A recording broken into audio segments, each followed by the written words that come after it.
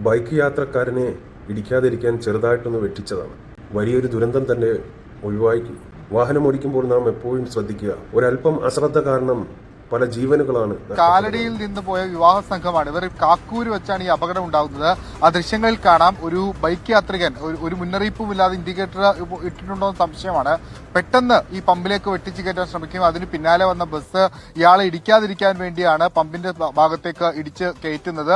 അത് അവിടെ ഉണ്ടായിരുന്ന ആ തൂണിലേക്ക് ഇടിച്ച് ബസ് മറിയുകയായിരുന്നു. ബസ് മറിഞ്ഞതിന്റെ തൊട്ട് സൈഡിൽ മറ്റൊരു സ്കൂട്ടർ യാത്രികൻ കൂടി ഉണ്ടായി. പക്ഷേ പൂർണ്ണമായും ബസ് മറിഞ്ഞിരുന്നെങ്കിൽ അദ്ദേഹത്തിനടക്കം പരിക്ക് പറ്റിയാനെ. ബസ്സിലുണ്ടായിരുന്ന 25 പേർക്കാണ് നിസ്സാരമായി പരിക്ക് പറ്റിയിട്ടുള്ളത്.